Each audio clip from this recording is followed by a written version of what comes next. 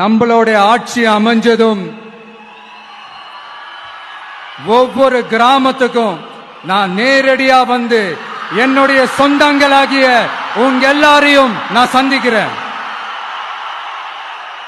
அரசியலுக்கு வருவதற்கு முன்னாடி எவ்வளவு சொத்து இருந்துச்சு, அரசியலுக்கு வந்த பிறகு எவ்வளவு சொத்து இருக்குன்ற பட்டியலை உங்களால் வெளியிட முடியுமான்னு டிவிகே தலைவர் விஜய் டைரக்டா அட்டாக் பண்ணி கேட்டிருக்காரு. 5 வருஷத்திற்கு ஒரு முறை நடக்கக்கூடிய எலெக்ஷன் மாதிரி இதை பார்க்காதீங்க, 50 வருஷத்திற்கு ஒரு முறை நடக்கக்கூடிய எலெக்ஷனா இதை பார்க்கணும்னு மக்களுக்கு சொல்லியிருக்காரு. முதல்வர் ஸ்டாலின் அவர்கள் யார் அறிவாலயம் பக்கம் வந்தாலும் கூட்டணியில சேர்த்துக்கிறாரு. தமிழ்நாடானது சூப்பர் ஸ்டார் மாநிலமாக இருந்துட்டு இருக்குன்னு அவர் பேசிட்டு இருக்காரு. இந்த தமிழ்நாடு மாநிலமானது இந்த ஆட்சியில சூப்பர் ஸ்டாண்டப் காமெடி கார்டர் நடத்தும் மாநிலமாக மாறிட்டு இருக்குன்னு விஜய் சொல்லியிருக்காரு. இப்படி பலவிதமான கேள்விகளையும் குற்றச்சாட்டுகளையும் டைரக்டா அட்டாக் பண்ணி டிஎம்கே மீது வச்சிருக்காரு. வேலூர்ல விஜய் அவர்கள் என்னெல்லாம் பேசியிருக்காருன்றத டீட்டெயிலா இந்த ஒரு வீடியோல பார்த்து தெரிஞ்சுக்கலாம். வாங்க. வணக்கம் and welcome back to Sukanya the சேனலிஸ்ட். ஒவ்வொரு ஓட்டும் ஒவ்வொருத்தருடைய உரிமை. இந்த ஒரு ஓட்டை விலை கொடுத்து வாங்க முடியாது. எங்களுடைய பேச்சிலிருந்து நாங்கள் மாற மாட்டோம். எங்களுடைய ஓட்டானது விசில் சின்னத்திற்கு தான் உறுதிமொழியோட விஜய் அவர்கள் அவருடைய பேச்சை தொடங்கி இருந்தாரு. ஒரு குட்டி கதையுமே அவர் சொல்லியிருந்தாரு. ஒரு அடங்காத முரட்டுக்காலைய அங்க இருக்க யாராலையுமே அடக்க முடியல. அப்போ ஒரு சிறுவன் கெத்தா என்ட்ரி கொடுக்கிறாரு. அங்க இருக்கிற எல்லாருமே எங்களாலேயே எதுவும் பண்ண முடியல, உன்னால என்ன பண்ண முடியும்னு கேலியும் கிண்டலுமாக பேசிட்டு இருக்காங்க. ஆனா அந்த சிறுவன் அங்க இருக்கிற அந்த காளை மாடுக்கு பாக்கெட்ல இருந்த புல்லுக்கட்டை கொடுத்துட்டு அவரு அதை அடக்குறாரு. அங்க இருக்கக்கூடிய பெரியவர் எப்படி இந்த காளைய அடக்குனன்னு கேட்கும் பொழுது அந்த சிறுவன் சொல்றாரு, அந்த காளை கோபமாக இல்ல, அது பசியோட இருக்கு, அதனால நான் அதுக்கு அந்த புல்லுக்கட்டை கொடுத்தேன்னு அவர் சொல்லியிருந்தாரு. ஸோ இதில் இருந்து யாராக இருந்தாலுமே அந்த ஒரு சிச்சுவேஷனுக்கு ஏற்ற ஒரு சொல்யூஷனை கொடுத்தா அந்த ப்ராப்ளத்தை நம்மளால் சால்வ் பண்ண முடியும். இதுக்கு எக்ஸ்பீரியன்ஸான இருக்கக்கூடிய ஆளாக தான் இருக்கணும்னு அவசியம் இல்லைன்னு அவர் சொல்லியிருந்தாரு.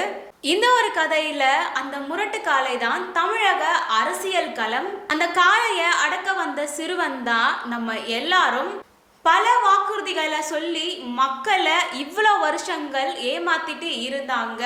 இதுல இருந்து மக்களை காப்பாற்றுவதற்காக டிவிகே வந்திருக்குன்றத விஜய் சொல்லியிருக்காரு. அது மட்டும் இல்லாம டிவிகே உடைய ஆட்சி அமைஞ்சதும் ஒவ்வொரு கிராமங்கள்லையும் ஒவ்வொரு வீடுகள்லையுமே விஜய் நேரடியாக வந்து சந்திப்பாருன்ற வாக்குறுதியை கொடுத்திருக்காரு. தமிழ்நாட்டில் தமிழக வெற்றி கழகத்துடைய ஆட்சி அமைஞ்ச பிறகு ஒவ்வொரு கிராமத்தில் இருக்கக்கூடிய மக்களையும் விஜய் நேரடியாக வந்து சந்திப்பாருன்ற வாக்குறுதியை கொடுத்திருக்காரு. அது என்ன, தமிழ்நாட்டுக்கும் டெல்லிக்குமான ஒரு தேர்தல். முதல்வர் ஸ்டாலின் அவர்கள் சமீப காலத்துல தமிழ்நாட்டுக்கும் டெல்லிக்குமான ஒரு தேர்தல்ன்ற மாதிரியான விஷயங்கள் எல்லாமே சொல்லிட்டு இருக்காரு. டெல்லியில போய் ஏதாவது போட்டியிட போறீங்களான்ற ஒரு கேள்வியை விஜய் கேட்டிருக்காரு. தமிழக மக்கள் ரொம்ப தெளிவான மக்கள், அவங்களுக்கு யாரை எப்படி ஹேண்டில் பண்ணுன்ற விஷயங்கள் எல்லாமே தெரியும். 2026 எலெக்ஷன் ஆனது தமிழ்நாட்டு மக்களுக்கும் ஊழலுக்கும் லஞ்சத்துக்கும் டிஎம்கே கவர்மெண்ட்டுக்கும் எதிராக நடக்கக்கூடிய ஒரு போருன்னு விஜய் சொல்லியிருக்காரு. டைரக்டா சொல்லணும்னா விஜய் வெஸ் ஸ்டாலின் இவங்க 2 பேருக்குமான போருன்னு விஜய் சொல்லியிருக்காரு. விஜய் அவர்கள் டிவிகேவை தூய சக்தினும் டிஎம்கேவை தீய சக்தினுமே சொல்லிட்டு வந்துட்டு இருக்காரு. டிஎம்கே ஆட்சியில தமிழ்நாடானது சூப்பர் ஸ்டார் மாநிலமாக இருந்துட்டு இருக்குன்னு சொல்றாங்க. தமிழ்நாடானது இந்த ஆட்சியில சூப்பர் ஸ்டாண்டப் காமெடிக்காரர் நடத்தும் மாநிலமாக நடந்துட்டு இருக்குன்றத விஜய் சொல்லியிருக்காரு. அண்ணா, காமராஜர், எம்ஜிஆர் இவங்க இருந்த காலத்துல தான் தமிழ்நாடு சூப்பர் ஸ்டார் மாநிலமாக இருந்துச்சு. இப்போ அப்படி கிடையாதுன்றத சொல்லியிருக்காரு.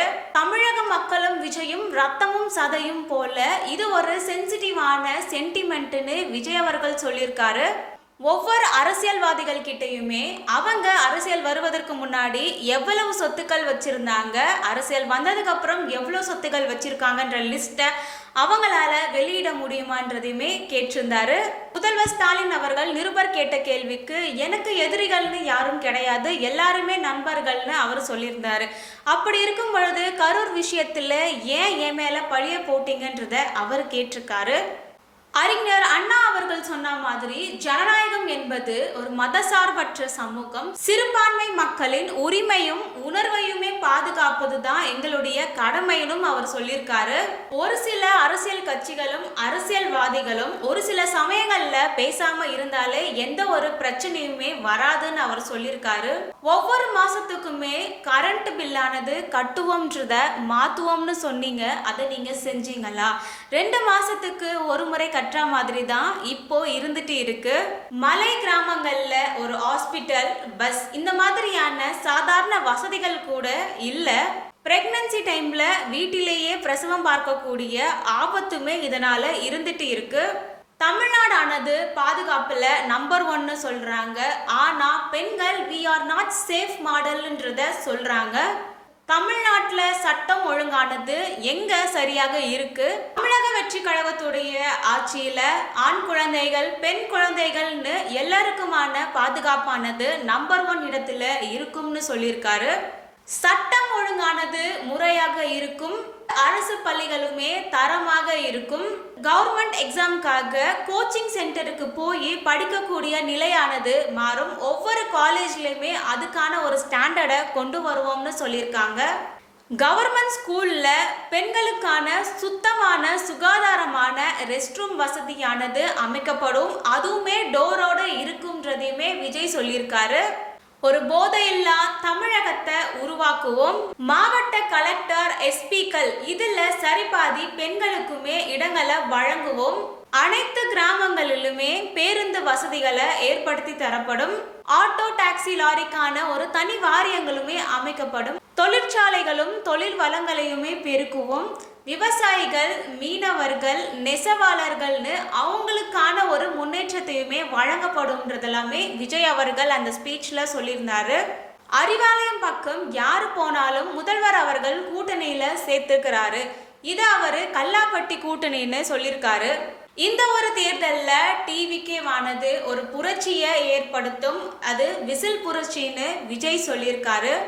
தீய சக்திக்கு ஒரு எண் கார்டை போடணும். அந்த ஒரு ரிமோட் தான் எலெக்ஷன். அதுல விசில் சின்னத்திற்கு ஓட்டை போடுங்கன்னு சொல்லிட்டு மக்கள் கிட்ட விஜய் வேண்டுகோள் விடுத்திருக்காரு.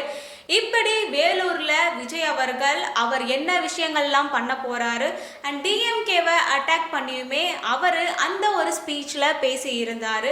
2026 எலெக்ஷன்ல எந்த ஒரு கட்சியானது வெற்றியை பெறும், உங்களுடைய சப்போர்ட் ஆனது எந்த பார்ட்டிக்கு இருக்குன்றத ரெஸ்பெக்ட்ஃபுல்லா கமெண்ட்ல ஷேர் பண்ணுங்க. வேலூர்ல விஜய் அவர்கள் பேசினதை பத்தி உங்களுடைய ஒப்பீனியன் என்னன்றதையுமே கமெண்ட்ல டைப் பண்ணுங்க. இந்த மாதிரியான பாலிடிக்ஸ் ரிலேட்டடான வீடியோஸ்லாம் பார்க்கணும்னா என்னோட சேனலை சப்ஸ்கிரைப் பண்ணி வச்சுக்கோங்க. அண்ட் உங்களுடைய டிவிகே ஃப்ரெண்ட்ஸ் அண்ட் ஃபேமிலிக்கு இந்த வீடியோவை ஷேர் பண்ணுங்க. மீண்டும் அடுத்த ஒரு வீடியோல மீட் பண்ணலாம். தேங்க்யூ, பாய்.